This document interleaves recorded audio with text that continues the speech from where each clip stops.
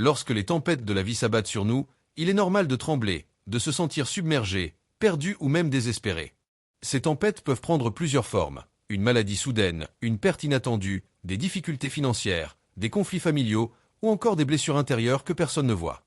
Elles nous surprennent, nous bouleversent et parfois, elles nous donnent l'impression que nous n'avons plus de force pour avancer. Mais bien aimé, il faut se souvenir d'une chose, aucune tempête n'est éternelle. Le vent finit toujours par se calmer, les nuages finissent toujours par se disperser, et le soleil finit toujours par briller à nouveau. 1. Les tempêtes révèlent notre fondation.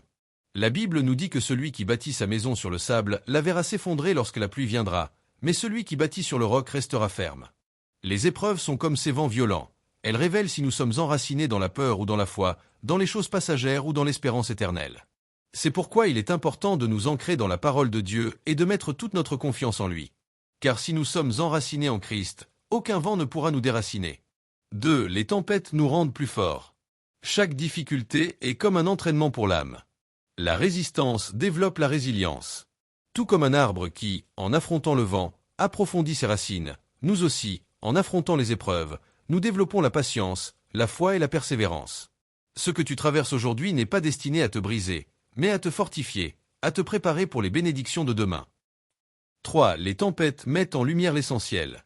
Dans les moments difficiles, bien des choses que nous pensions indispensables perdent soudainement leur valeur. C'est dans l'épreuve que nous apprenons à apprécier ce qui est vraiment précieux, la foi, l'amour, les relations, la paix intérieure. Les tempêtes nous purifient en ôtant ce qui est inutile et en dirigeant nos regards vers ce qui compte vraiment. 4. Les tempêtes passent toujours. Même la nuit la plus sombre finit par céder sa place à l'aurore. Chaque saison de douleur, de doute ou de peur a une fin. Derrière chaque épreuve se cache un renouveau, une clarté et parfois des bénédictions que nous n'aurions jamais découvertes autrement. Ton histoire ne s'arrête pas dans la tempête. Elle continue vers une victoire que Dieu a préparée pour toi. Souviens-toi de cette promesse, tu n'es jamais seul. Lorsque les disciples étaient dans la barque et que la tempête menaçait de les engloutir, ils ont crié à Jésus. Et d'une seule parole, il a calmé la mer agitée.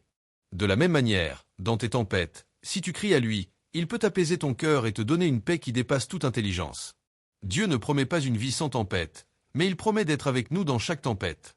Et sa présence, sa paix et son amour sont plus grands que toutes les vagues qui s'élèvent contre nous. Alors, prends courage. Tiens ferme. Continue à avancer. La tempête passera, et tu sortiras plus fort, plus sage et plus proche de Dieu. La tempête, un chemin de transformation. Les tempêtes de la vie ne viennent pas toujours pour nous détruire. Souvent, elles sont permises pour nous transformer, pour briser ce qui doit tomber et pour bâtir en nous une foi plus solide. Prenons quelques exemples bibliques. Job dans sa tempête. Job était un homme juste, intègre, fidèle à Dieu. Pourtant, il a tout perdu, ses biens, sa famille, sa santé. Il a traversé une tempête que peu d'hommes pourraient supporter.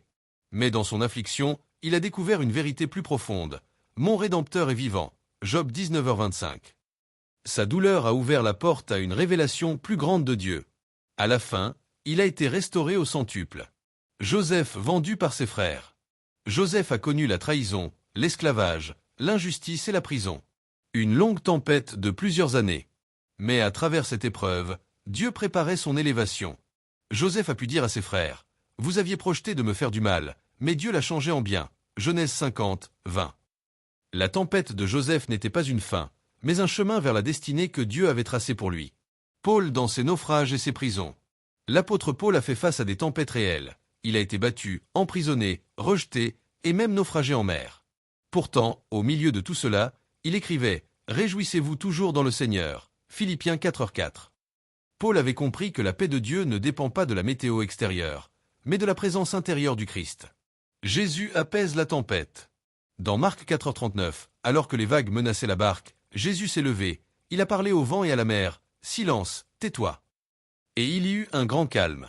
Ce passage nous rappelle une chose essentielle. Jésus est Seigneur, même des tempêtes. Rien n'est hors de son contrôle. Ce que les tempêtes nous apprennent. 1. Elles nous apprennent à dépendre de Dieu. Quand nos propres forces s'épuisent, nous découvrons que sa grâce suffit. 2. Elles nous rappellent notre fragilité. Les tempêtes nous enseignent l'humilité, car elles nous montrent que nous ne maîtrisons pas tout.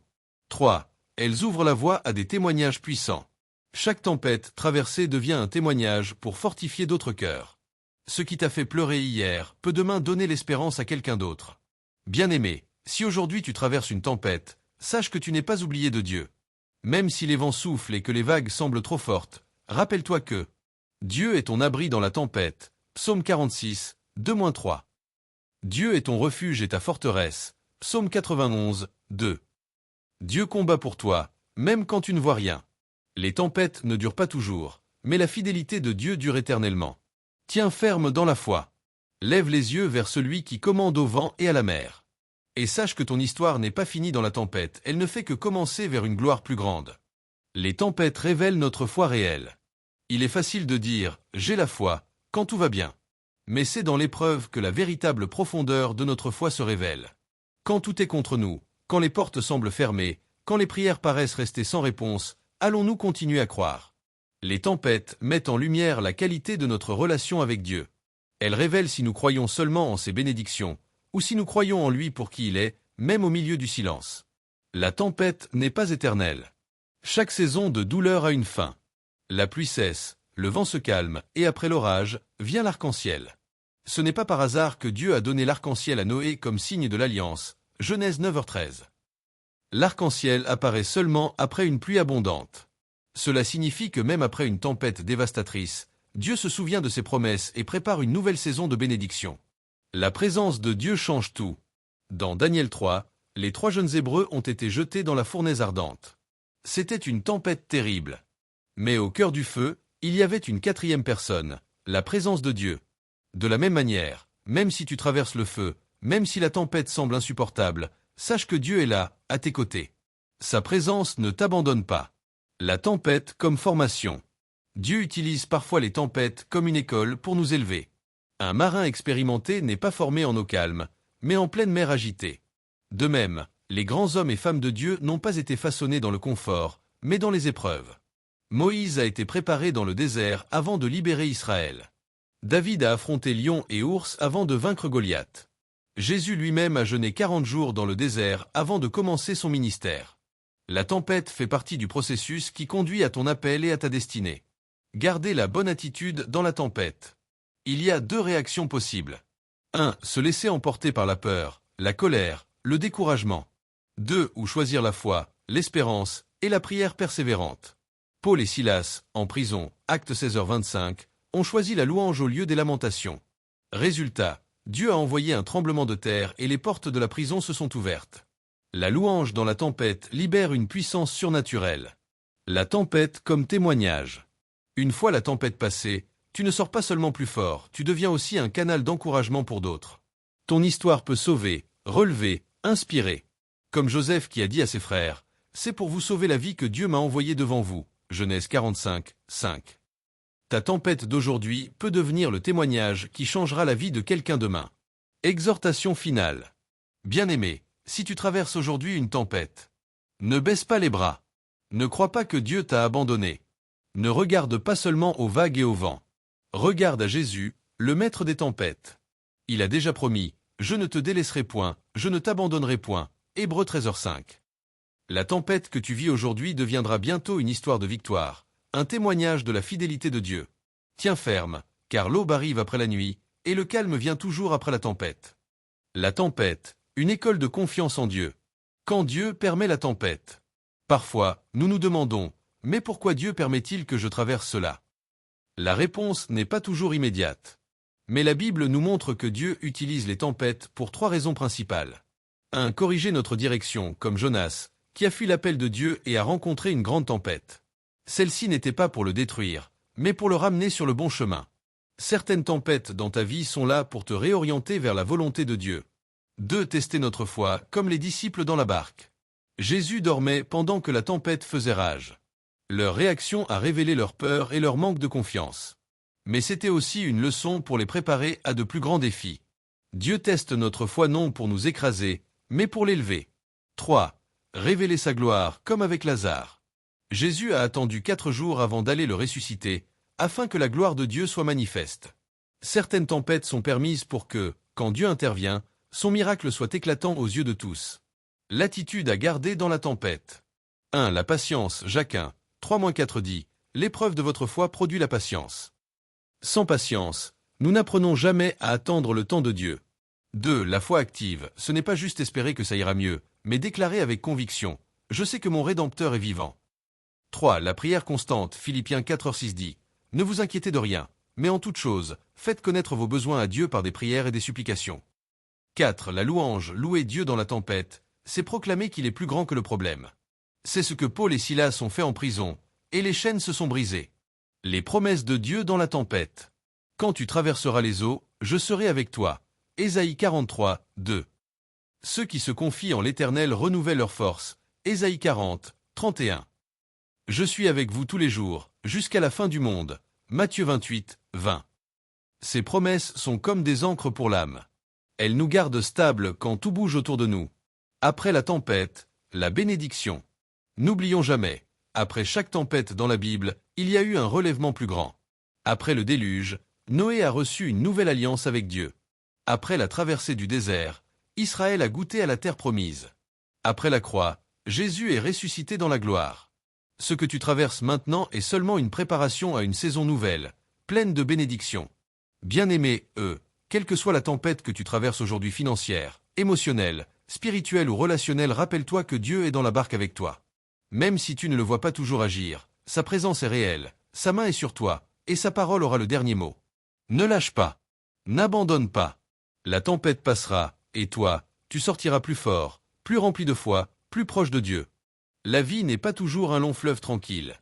Il y a des saisons de joie, mais aussi des saisons de larmes. Il y a des jours ensoleillés, mais aussi des jours couverts de nuages sombres.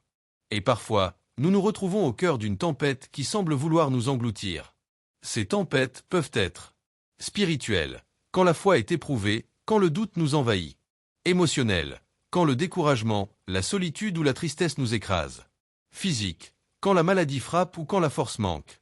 Matérielle et financière, quand les ressources s'assèchent, quand les dettes s'accumulent. Relationnelle, quand il y a conflit, trahison, séparation. Mais la bonne nouvelle, c'est que les tempêtes ne durent pas éternellement, et Dieu est présent dans chacune d'elles. Pourquoi Dieu permet-il les tempêtes? 1. Pour corriger notre chemin. Jonas a fui l'appel de Dieu, et une tempête est survenue, Jonas 1h04. Ce n'était pas une tempête pour détruire Jonas, mais pour le ramener dans la mission que Dieu lui avait confiée. Leçon, certaines tempêtes ne sont pas des malédictions, mais des rappels pour nous remettre sur le bon chemin. 2. Pour éprouver notre foi. Dans Marc 4, 35-41, Jésus dormait dans la barque pendant que la tempête faisait rage. Les disciples ont paniqué.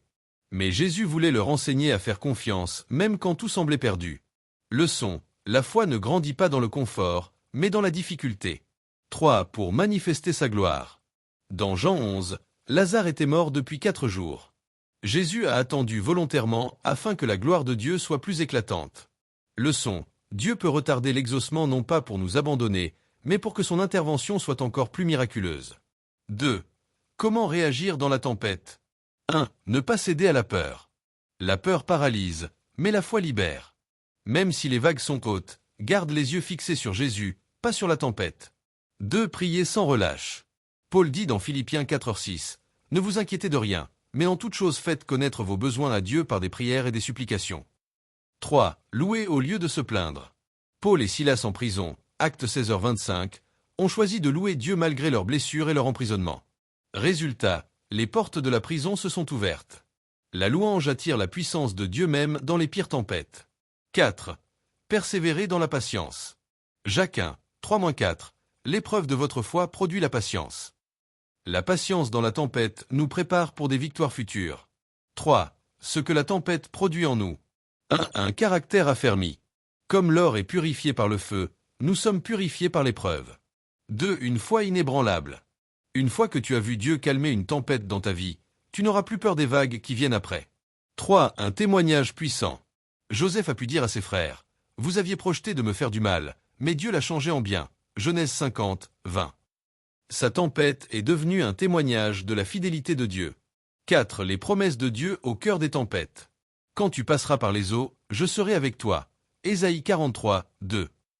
L'Éternel est mon refuge et ma forteresse. Psaume 91, 2. Ceux qui se confient en l'Éternel renouvellent leur force. Ésaïe 40, 31. Je suis avec vous tous les jours. Matthieu 28, 20. Ces promesses sont comme des ancres. elles empêchent notre barque de chavirer. V après la tempête, la bénédiction. 1 après le déluge, Dieu a donné l'arc-en-ciel comme signe d'alliance à Noé. 2 après le désert, Israël est entré dans la terre promise. 3 après la croix, Jésus est ressuscité dans la gloire. Ce que tu traverses aujourd'hui prépare une saison de renouveau, de restauration et de bénédiction. Bien-aimé, peu importe la tempête que tu traverses, retiens 3 choses. 1. Dieu est avec toi dans la barque. Même si tu ne le vois pas, sa main est là. 2. La tempête ne durera pas éternellement. Le vent finira par tomber, les vagues par s'apaiser. 3. Ta victoire est déjà assurée en Christ. Ce n'est pas la tempête qui a le dernier mot, mais la parole de Dieu. 6. Les différentes sortes de tempêtes. Toutes les tempêtes ne se ressemblent pas. Certaines viennent de l'ennemi, d'autres de nos propres choix, et certaines encore sont permises par Dieu. 1. Les tempêtes provoquées par nos erreurs. Comme Jonas, qui a désobéi et déclenché une tempête, Jonas 1h4. Parfois, nos mauvaises décisions attirent des conséquences douloureuses. Mais même dans ces moments, Dieu peut utiliser la tempête pour nous redresser. 2. Les tempêtes envoyées par l'ennemi. Job n'avait rien fait de mal, mais l'ennemi s'est levé contre lui. Pourtant, Dieu a fixé des limites. Tu peux toucher à tout, mais pas à sa vie. Job 2h6. Même quand Satan attaque, Dieu garde le contrôle. 3. Les tempêtes permises par Dieu pour nous former. Comme les disciples dans la barque. Jésus savait que la tempête viendrait, mais il voulait leur apprendre à lui faire confiance. Chaque tempête a un but, soit corriger, soit fortifier, soit glorifier Dieu. 7. 3 erreurs à éviter dans la tempête. 1. Se laisser dominer par la peur. Pierre a marché sur l'eau, mais lorsqu'il a regardé au vent, il a commencé à couler. Matthieu 14h30. Ne fixe pas tes yeux sur la tempête, fixe-les sur Jésus. 2. Abandonner trop tôt.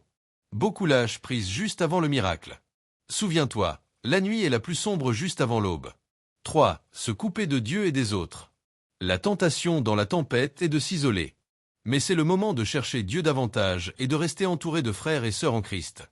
8. Les bonnes attitudes dans la tempête. 1. Rester ancré dans la parole. La Bible est comme une boussole en pleine tempête. Elle rappelle les promesses de Dieu quand tout semble flou. 2. Prier avec foi. La prière n'est pas un dernier recours, mais une arme puissante. Jésus a dit, « Demandez, et vous recevrez » Matthieu 7h7. 3. Louange et adoration. La louange change l'atmosphère. Même au milieu des pleurs, la louange attire la présence de Dieu. 4. Persévérer. Comme Paul le dit dans Galates 6h9, « Ne nous lassons pas de faire le bien, car nous moissonnerons au temps convenable, si nous ne nous relâchons pas. » 9. Illustrations pratiques, vie quotidienne. Un étudiant peut voir ses études bloquées par des échecs répétés. Mais cette tempête peut développer en lui la discipline et l'humilité pour mieux réussir plus tard. Une famille peut traverser une crise financière. Mais cette tempête peut leur apprendre la solidarité, la gestion, et surtout la confiance en Dieu comme pourvoyeur. Une personne malade peut voir son corps faiblir. Mais au lieu de perdre espoir, elle peut trouver dans cette tempête une intimité profonde avec Dieu qu'elle n'aurait jamais connue autrement. Dans chaque situation concrète, la tempête est une opportunité pour expérimenter Dieu d'une manière nouvelle. X. Promesse à garder dans la tempête. 1. Je ne te délaisserai point. Hébreux 13h5. 2. Je connais les projets que j'ai formés sur vous. Jérémie 29:11. 3. Ne crains pas, car je suis avec toi. Ésaïe 41:10. Ces promesses ne sont pas de simples mots, elles sont des vérités éternelles. 11. Après la tempête, le témoignage. Quand la tempête passe, il y a toujours un renouveau, comme la terre rafraîchie par la pluie. Une révélation, une meilleure compréhension de qui est Dieu. Une restauration. Dieu rend souvent au centuple ce qui a été perdu. Ce que tu traverses aujourd'hui, demain deviendra ton témoignage pour aider d'autres à traverser leur propre tempête. Bien-aimé, n'oublie jamais. La tempête n'est pas là pour te détruire. Dieu est avec toi dans la barque. Et après la tempête, une gloire plus grande t'attend. Alors tiens ferme, garde la foi, et proclame avec assurance. Même si les vents soufflent, je ne serai pas ébranlé, car mon Dieu est plus grand que la tempête. Avant de continuer, prends un moment pour respirer profondément. Ferme les yeux si tu peux, et imagine-toi dans une barque sur une mer agitée. Les vagues frappent autour de toi, le vent souffle fort, mais Jésus est dans la barque avec toi. Visage soufflant du vent. Étape 1. Reconnaître la tempête. Question de réflexion. Quelle tempête traverses-tu aujourd'hui? Est-ce financière, relationnelle, émotionnelle ou spirituelle? Prends un moment pour nommer cette tempête à haute voix ou dans ton cœur. Mettre un mot sur ce que tu traverses, c'est le premier pas pour inviter Dieu à agir dans ta situation. Étape 2. Laissez Dieu prendre le contrôle. Imagine Jésus se levant dans la barque, levant la main et calmant la mer. Comme dans Marc 4h39, silence, tais-toi.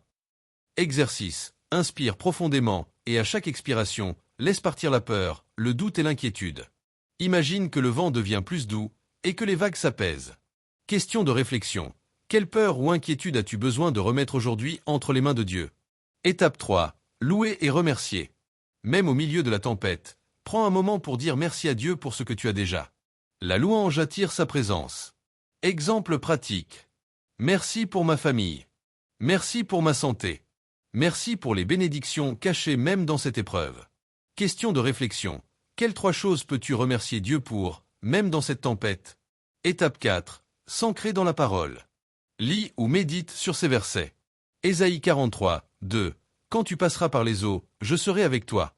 Psaume 46, 2-3. Dieu est pour nous un refuge et un appui. Philippiens 4h13. Je puis tout par celui qui me fortifie. Exercice. Répète ces versets à voix haute ou dans ton cœur. Imagine qu'ils deviennent une ancre solide qui te maintient ferme dans la tempête. Question de réflexion.